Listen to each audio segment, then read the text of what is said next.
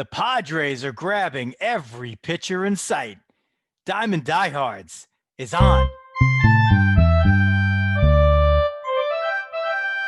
Joe Rizzo here bringing you baseball along with Jeff the Dog Healy. This is a good one for the people who have subscribed to the podcast on iTunes, Spotify, Stitcher, or wherever, the ones who are out on their power walks or on the treadmill and just popping their AirPods in and saying, you know what, I'm just going to listen to these guys. I don't feel like looking at their ugly mugs all the time. I don't have time to sit there and watch their live streams or watch the videos later on. So this one's for you. You get a little early access here. Eventually, we'll probably post a video of this somewhere on our channels, facebook.com/Diamond Diehards, and our YouTube channel, LinkedIn, Twitch, and of course, Twitter and Instagram, where we are at Diamond Diehards. So you could check us out there, LinkedIn, Diamond Diehards, Twitch, Diamond Diehards, everywhere, facebook.com. And Facebook group, we're Diamond Diehards there. The only one is YouTube, where we're not just straight up Diamond Diehards. Again, subscribe to us on iTunes, Spotify, Stitcher, and everywhere you find your podcasts. And we would like to tell you once again about the great people at FMS Graphics. Why not take a few minutes to visit them at fmsgraphics.com, ordering your print and promotional product needs is easy. You just go to fmsgraphics.com. And now that we're past the holidays, that need, and hopefully we start opening up the economy a little bit more here, and your print and promotional products will come to be very important, as they always have been for a long time. fmsgraphics.com, the place to go to get that. You can follow the dog on Twitter at Jeff Healy 8. That's the number 8. And if you want to follow me, it's Joe Rizzo on Twitter at Rear Naked Choke, all one word.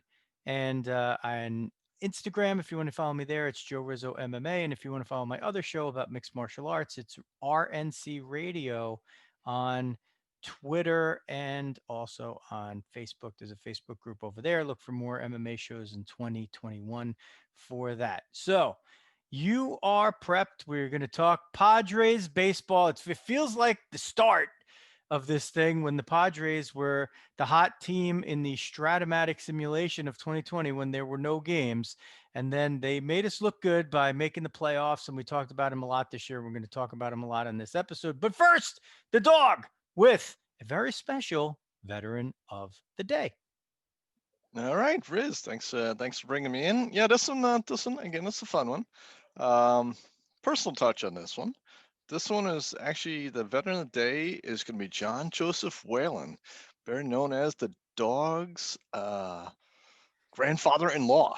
So the Kathleen's grandfather, John Joseph Whalen, served in World War II. Was originally enlisted in the infantry. And missed the boat going over. Normally a court martial. World War II, they just said you're going anyway. Went over. Was served as a tanker. Stayed as a driver, and he was like 26 or 27. It was funny. He was kind of older for a World War II guy. Was a tanker who was low in the tank. Never wanted to move up because those guys got blown away too much. So he stayed as a PFC as a driver. Came back, served in North Africa. I think a little bit in Europe, and then back to the States, where he wound up playing baseball down the Fort Dix baseball team. And basically, some of the higher ups kind of took a liking to him and kept him around. Fun fact: he also played baseball with Whitey Ford's uncle. Whitey was a previous Fed of the day, I believe, for us. And also, Whitey was also a guy around the neighborhood as well. So, pretty fun one there. So again, John Joseph Whalen, PFC John Joseph Whalen, U.S. Army Corps, World War II. Thanks for your service. Wow, very special veteran of the day. Dog crushes veteran of the day. As a veteran himself, he's always our veteran of the day, emeritus, but always crushing veteran of the day, and having a nice little drink to boot. I assume, maybe, whatever. By the way, so Christmas time, so we got Mr. Met stocking cap on. So we're about to do it. Hoping Stevie gives me a little present in it. Yeah, you've gotten a lot. You've gotten a lot. If you're a Met We're fan, going to focus on the Padres tonight, though. if you're a Met fan or a Padre fan, you've gotten a lot so far this off. So you've gotten more than every other team combined, basically. So we're talking. So this is a Tuesday night, December 29th, that we're doing this show. Is it the last show of the first year? It might be, or it might not be, because you never know. So last night I'm pinging Dawg. I'm like, hey, show. He's like, Dawg's not feeling too good. I'm like, yeah, we know what that means. we know what the Dawg's been doing. Did feel bad. No alcohol. We know what the Dawg's been doing. So we put it off, and then tonight I'm like, hey, Dawg, what are we looking like? What are we looking like? He's like, the family trivial pursuits coming on. I'm like, uh-oh. So then I make my nice, awesome smoothie, which I always make frozen smoothies, because I don't like them too liquidy. And just as I'm like mid awesome smoothie making, Dawg's like, yeah, got a little reprieve as long as we wrap by 9. I'm like, okay. So we're gonna do one. We'll just do the audio for tonight, and we'll get that out there, and then we'll see if we feel like releasing the video version of this show.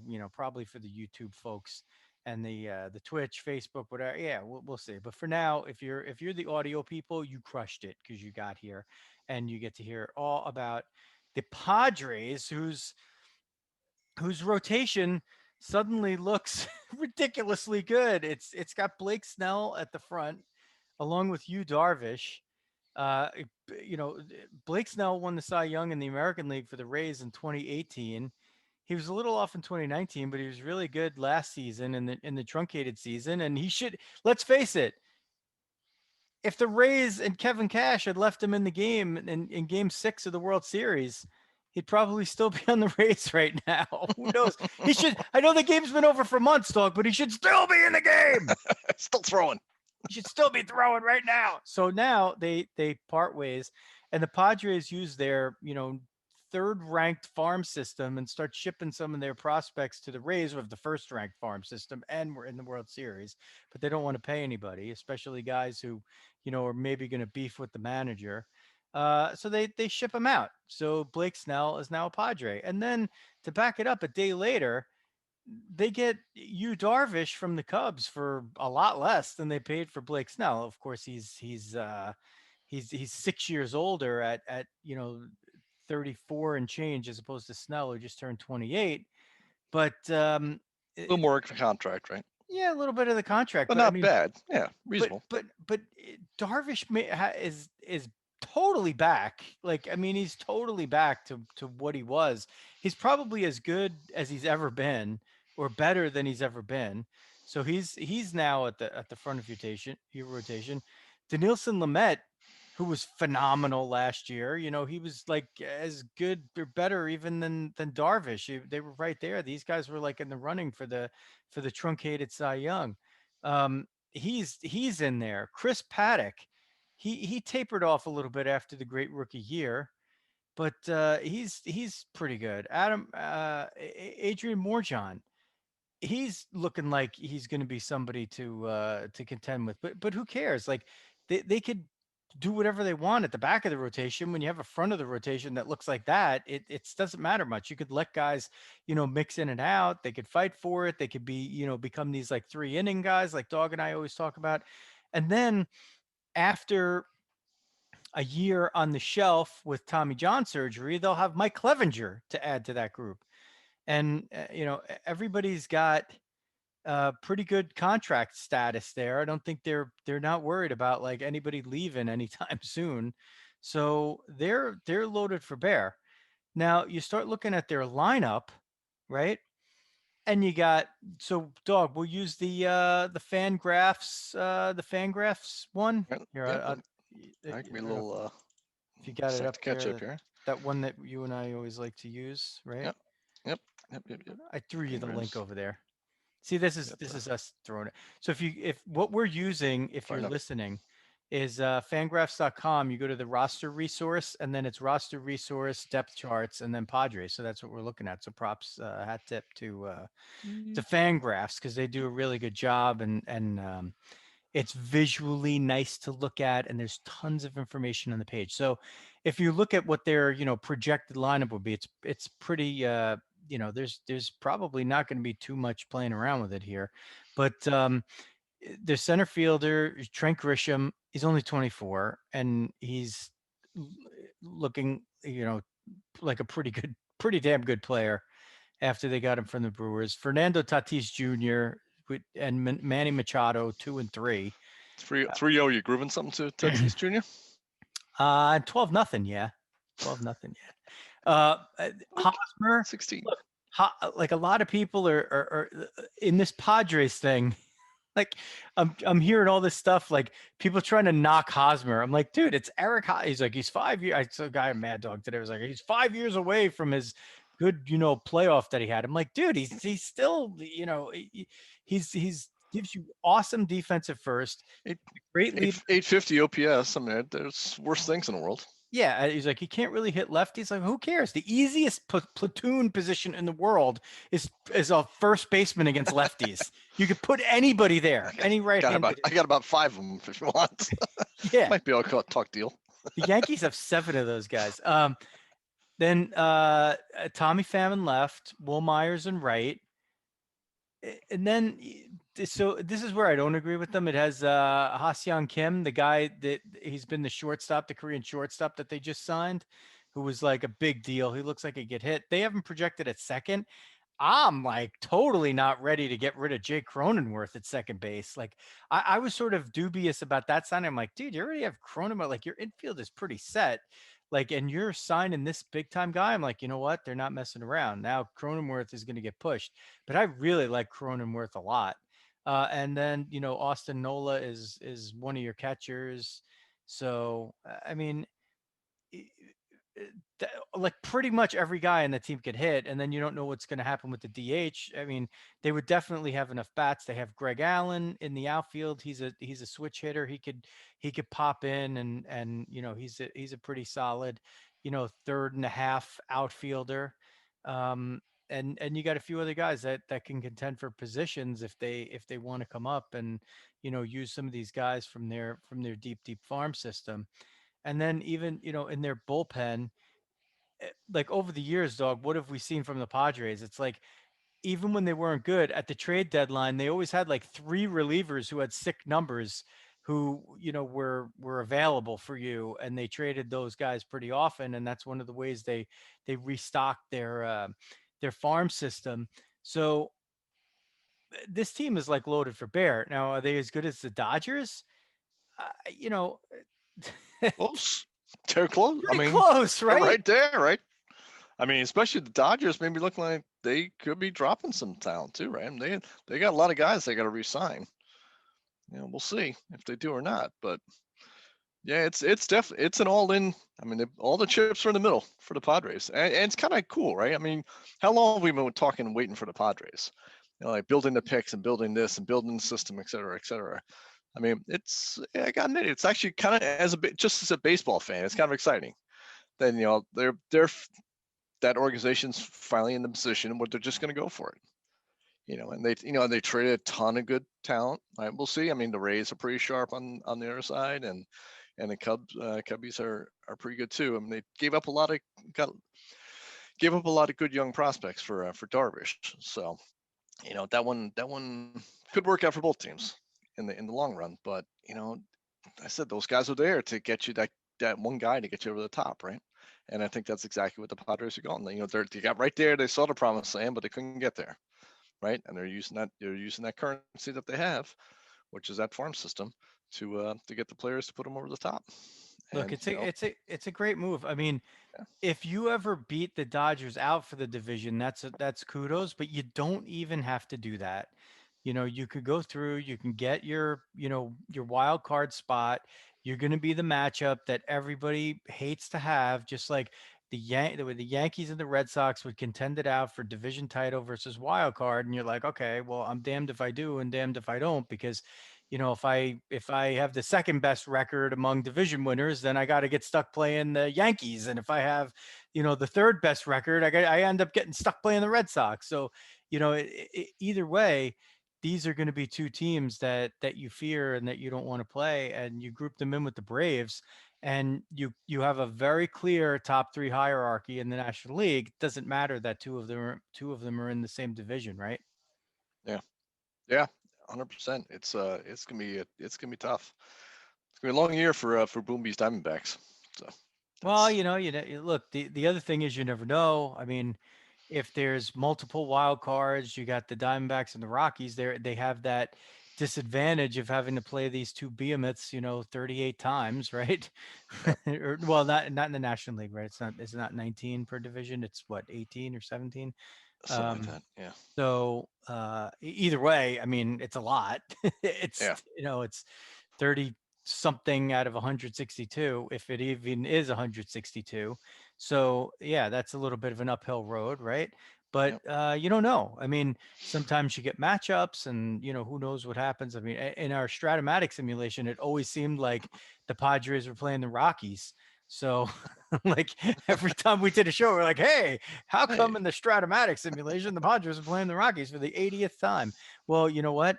Maybe you Darvish and Blake Snell won't like pitching in Colorado so much, but they definitely, figure to like pitching in San Francisco. And we just totally we totally just knocked off the Giants, but man, weren't they right there until the end last season in the truncated season, surprisingly. Yep. So who knows what it's going to be, and who knows what these teams are going to have. The Giants have, a few guys on the come as well. So we'll see. That it definitely looks like that National League West is going to be top heavy. But if any one of those other three emerge as even being, a better than 500 team, that means they're going to have played really well probably against the other divisions, and there'll be teams to look out for as well. Um, Yeah. so Kind of strengthening to each coast, right? I mean, the East, both East divisions, to me, sort of look like they're going to be pretty strong, top to bottom. The Rays, we'll see. Somehow they're trading guys off, and they always seem to find enough guys to come back to replace it.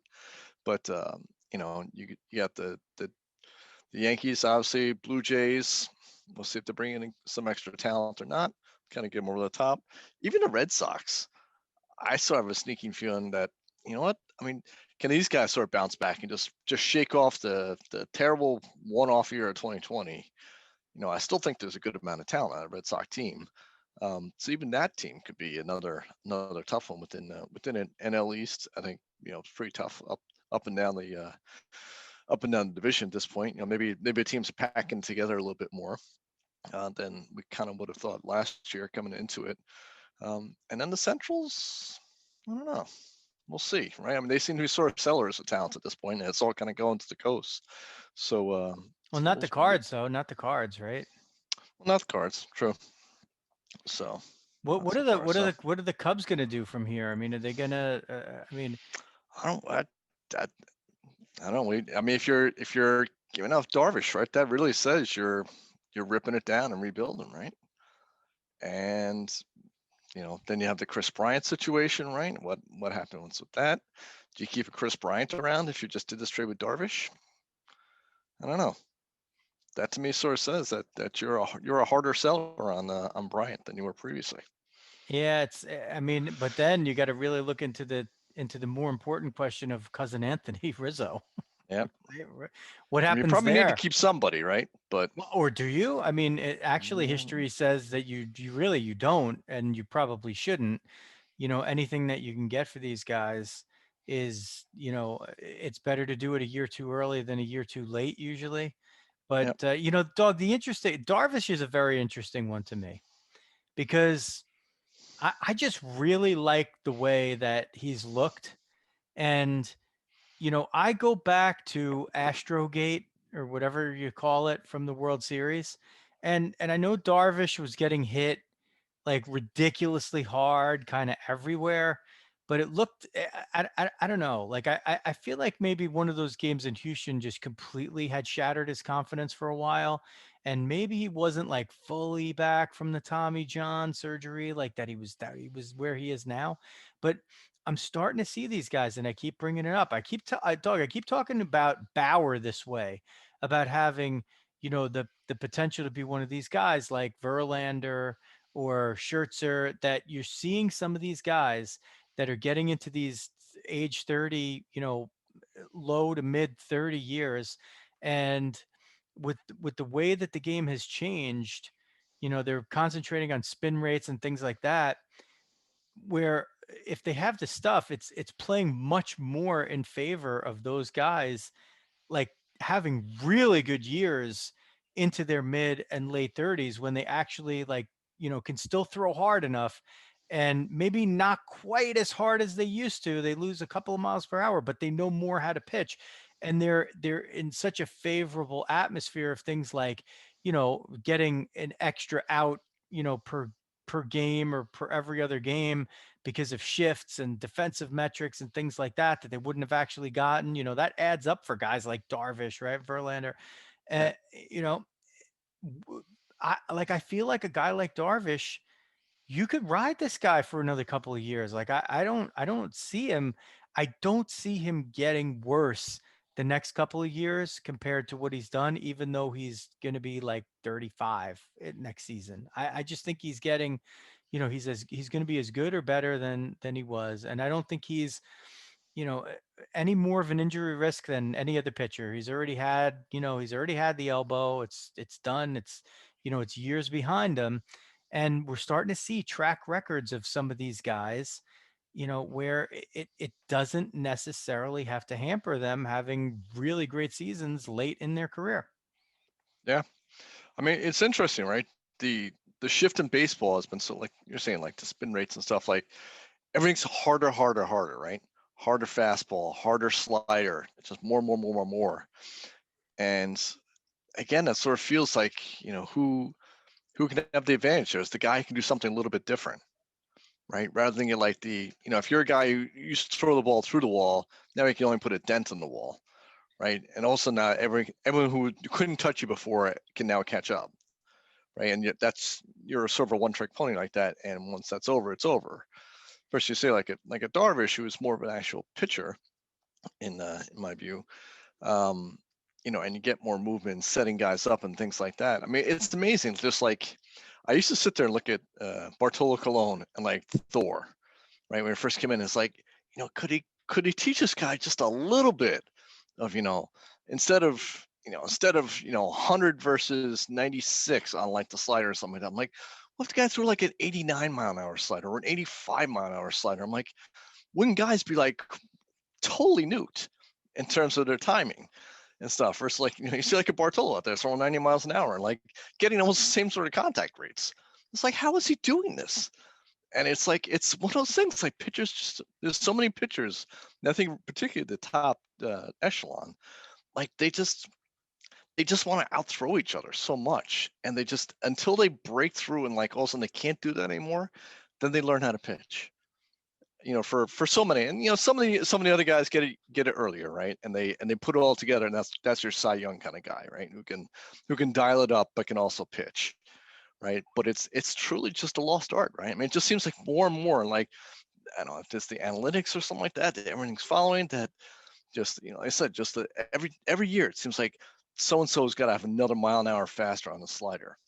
It's like, that has to be destroying their arms over time, and at some point, hitters adjust, and like you've got to start to do different things to be able to continue to maintain that advantage. Like even like a 98 mile an hour fastball that wouldn't have been touched 10, 15 years ago. Now you throw 98. I'm like, you better have something else, or someone's going to drill you, right? It sort of feels like that sort of game continues to move on, and the guys who can adjust are the guys who can really benefit. As I said, Darvish does seem like he could be one of those kind of guys. Yeah, look, I thought he was definitely worth a shot. I mean, what are they going to do next? Are they going to sign Trevor Bauer too?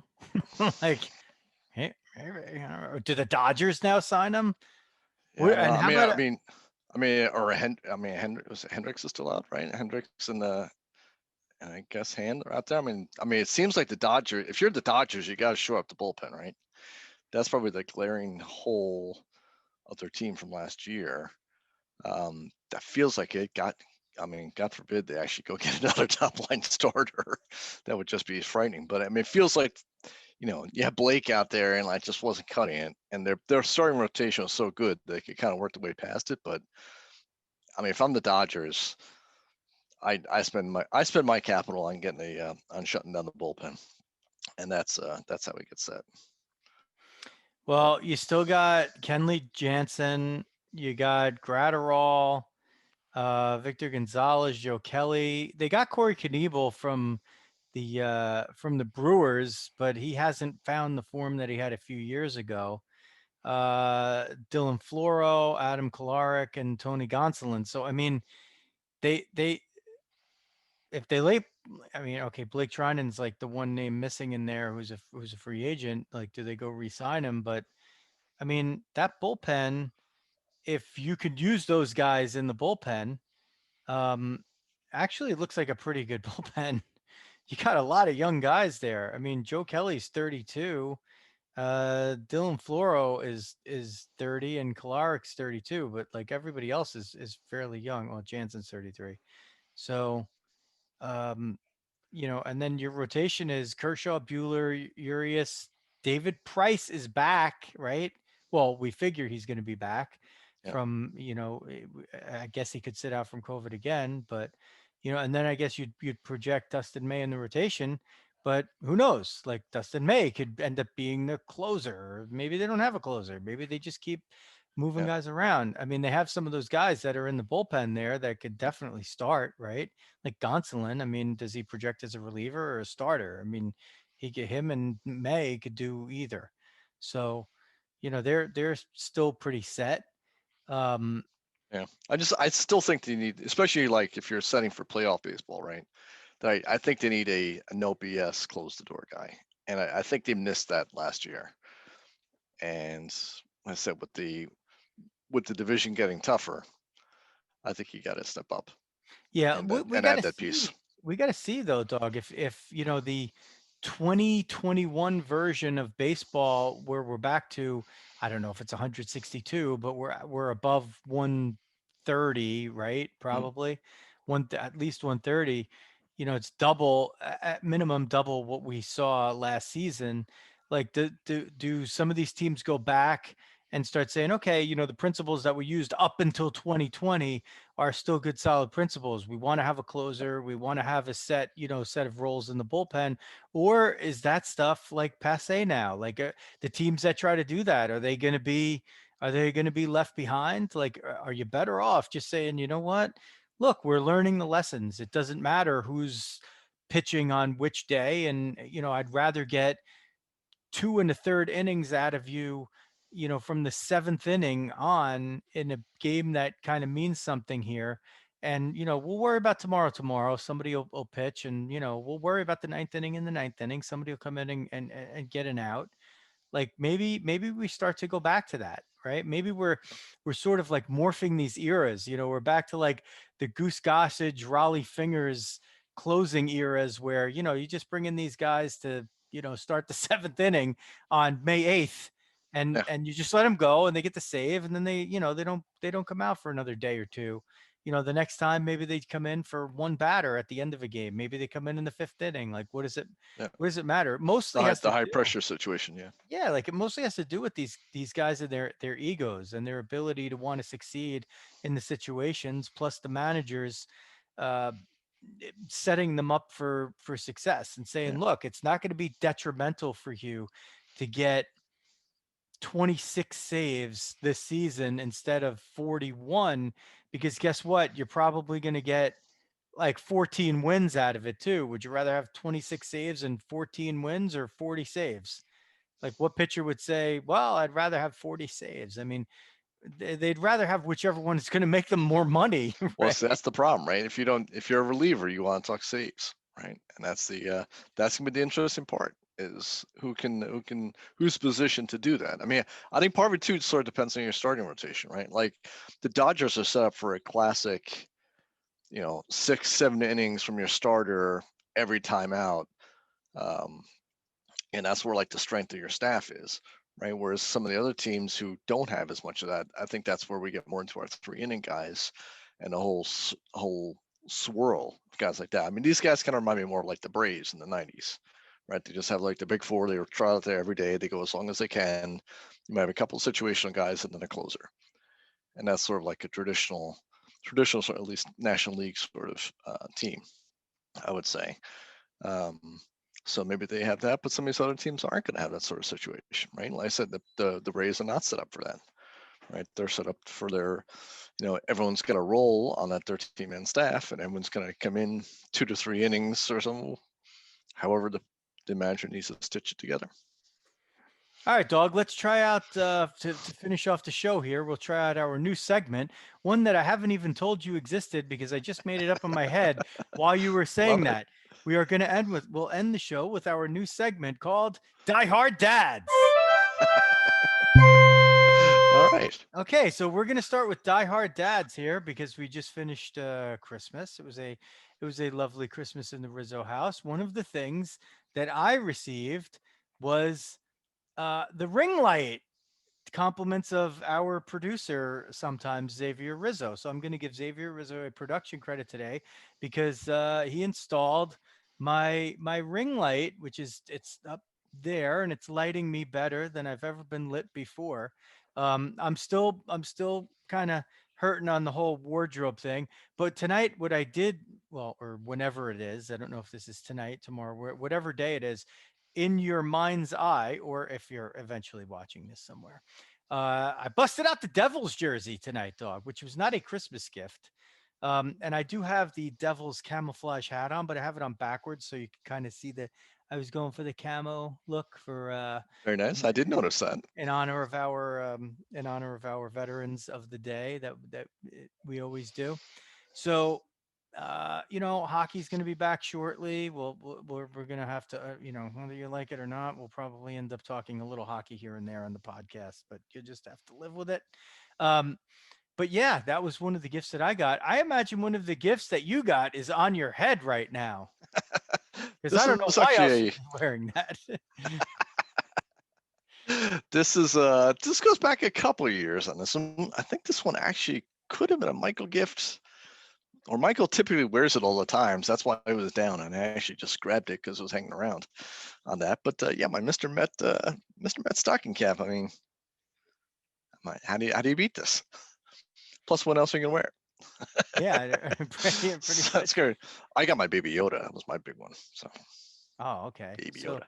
So Christmas. And actually, my youngest actually helped with my my little spotlight working back there. He brought in a new bulb, and then we put in a warmer colored bulb on there, so you notice the bright sheen. It's not quite from the bourbon, not yet. Oh, not yet. That's actually from the light.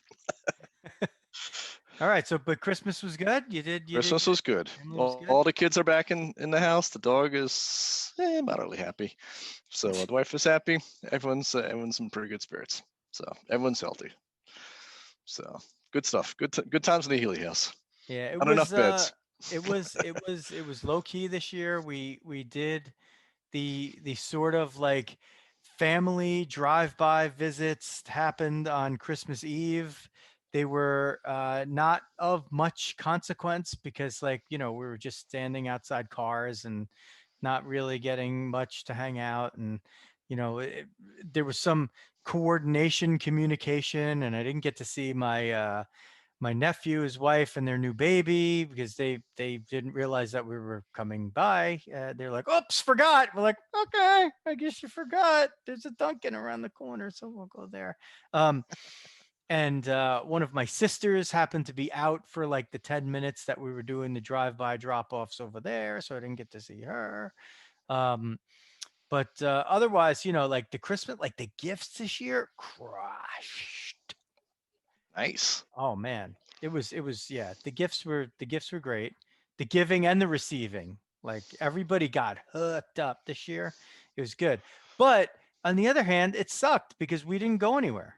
Like I was home the whole day. Like I don't even think I made it outside of the house to get fresh air. And by the time it was a little bit after noon, you know what it was? It was during the football game, which started at 4:30 Eastern time. And I'm sitting there, as usual, watching football by myself, because God forbid anybody would watch it with me. And I'm sitting in the kitchen like an old man, because I always watch TV in the kitchen. A little black and white, 13-inch. 4K, that might be why I watch it in the kitchen. I'm watching it in the kitchen, and the boys are like downstairs doing whatever they're doing, and Debbie and my daughter are in the other room watching some kind of series that involves vampires, and my mother-in-law is in her little side of the house chilling out, and I'm like, Does it involve this, homicidal wives? That's normally my wife's genre. yeah, I don't know. And Detective shows. I'm like, How to get away with Christmas, it. like, I'm like Christmas was like the gifts were really great, but this sucks.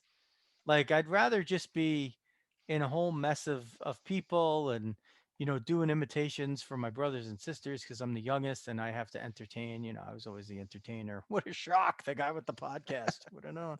Not that I need an outlet or anything for it. Um, yeah, so it was disappointing. I'm like, and I even posted on Facebook. I'm like, Christmas was good. Like the gifts and everything were good, and then like it kind of sucked. So maybe next year, like I don't know. And I was surprised that there was a lot of that shared sentiment. Like you sort of sound ungrateful, like in a way. So I'm not ungrateful, but like I'm definitely getting tired of the lockdown stuff. Like now it's really starting to get to me, and I'm kind of getting to that point where I'm like, you know what? Like I had COVID. I'm basically like on the same footing as the people who got the vaccine at this, point. Like, so when do we start to get some of these freedoms back? Like, I'm not infecting anybody, am I? Like, really? Like, can't we just have, like we have all kinds of different sets of rules for everybody for everything. Like, how about for me? Like, or maybe just the rules don't apply to me, which is There a you go. line my father used to use. So I don't know. This is funny. They actually, you talk about that takes us back to it might have been the COVID show that we did, or maybe even before that was somewhere where I was sort of saying like everyone like being locked in. There was like everyone in America was on a deployment, and this is kind of like it where if you're in the army, you go overseas for a year, and you're in country for a year, and like first part's kind of exciting, then you're kind of slugging through, then it's just a job, and like by the end, you're just like, just let me go home, like just let me go home. I'm like, I'm done. I'm done. I just want to get out of here. That's it. All the fun's over. It's now just I got to get from A to B and be done with it. And you know what? Everyone's at their 9-month deployment in America right now, right? So we all got shut in March. Like we've all done our 9 months. If you're in Navy, you're home already. If you're in the Army, you got 3 more months looking at you. And it's that last 3 months that we need to get through, right? We need to finish off our year deployment. We need to finish off our year, locked in or whatever. Let that vaccine continue to roll out. Start taking the risk down more and more for everybody. And hopefully everyone's cost benefit just starts to match up, right? And they people, as more the most vulnerable will get vaccinated, that should make it easier and easier for more individual freedoms to be released back to people, right? So like you're no longer in threat.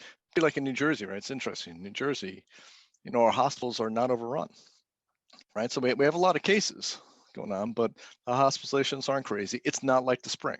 I mean, the spring, we were 3 weeks, 2 weeks, a week from the hospitals being inundated, and then all of a sudden society starts shutting down. They're hitting that, some of that in LA, some of that in some of the Texas cities, whatnot.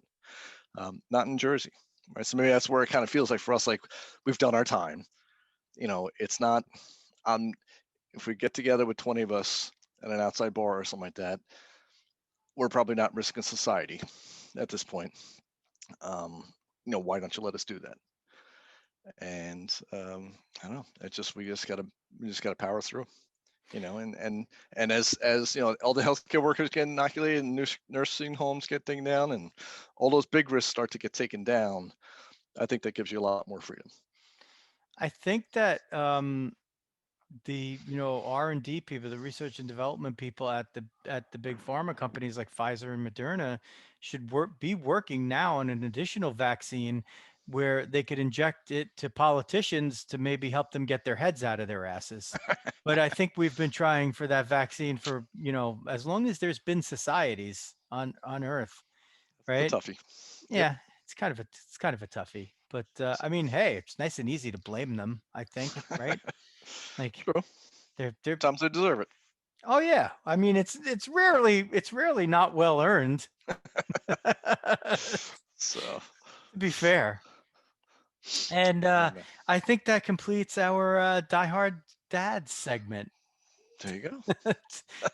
That was still, by the way, Dog, that was still the Diehard Dads segment. In You're case you didn't. sitting around being crusty. Yeah. I can sit. You don't really have to film that. Like eventually, like us sitting on like a couple of rocking chairs on the porch. And another thing, Rizzo. Old Diehards yell at Cloud. He should have slid. You should have slud. What was that? Oh, wait, yeah, or the Rojas Pete Alonso gaff. We could start doing a whole show again on that. All right, Dog. I'll wrap it up. I'll wrap it up from here. I know you got to get back to you're 11 minutes over here.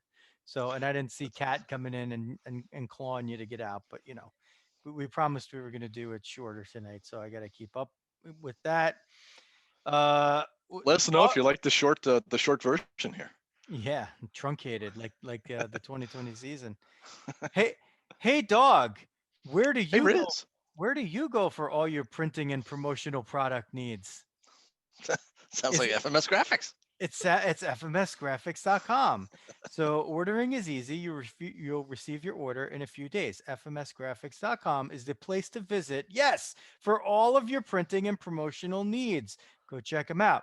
Now, if you want to check us out, and if you've gotten this far, you have checked us out. But if you want to watch for our live streams and our videos, it's facebook.com/DiamondDiehards. We are at Diamond Diehards on Twitter, Instagram, Periscope, and Twitch, and LinkedIn, believe it or not.